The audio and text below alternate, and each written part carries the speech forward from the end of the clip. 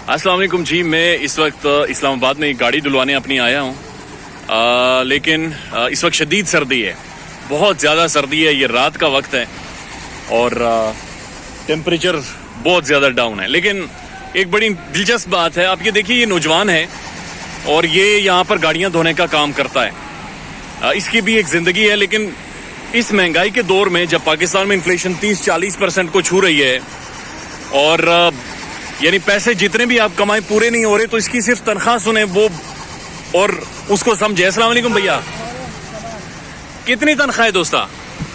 7,000 तनख्वाह है और 400-450 दिन का है, इसका रोटी भी अंदर है।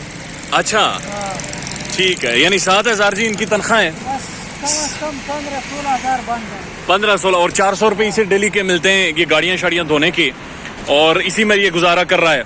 तो कितने घंटे काम करते हो आप?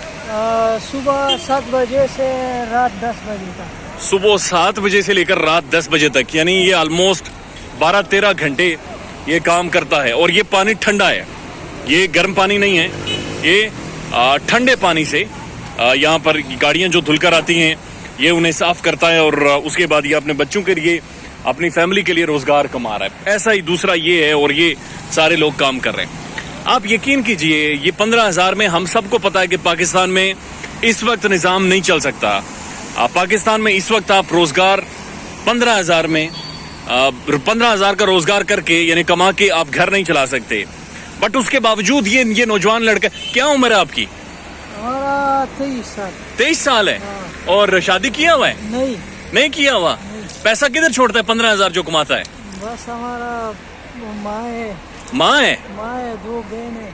अच्छा, माँ है, 2 बहनें, और भाई नहीं है? नहीं, हमारा और भाई नहीं। वालिद साहब ठीक हैं? ठीक है।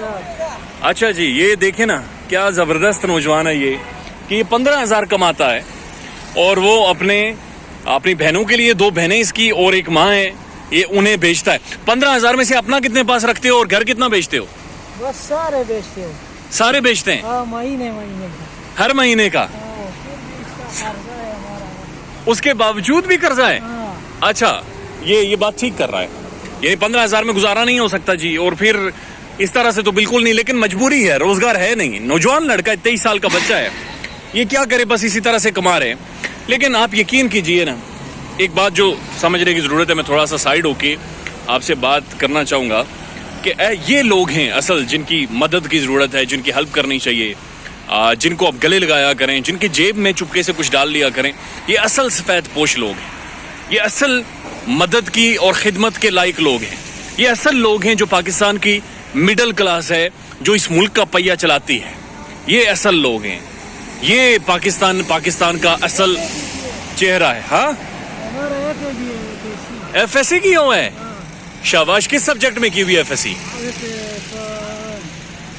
FA किया है, FSC किया है? FA किया, यानी आर्ट्स के साथ किया इसने, और यानी एजुकेशन भी ठीक ठाक है इसके पास।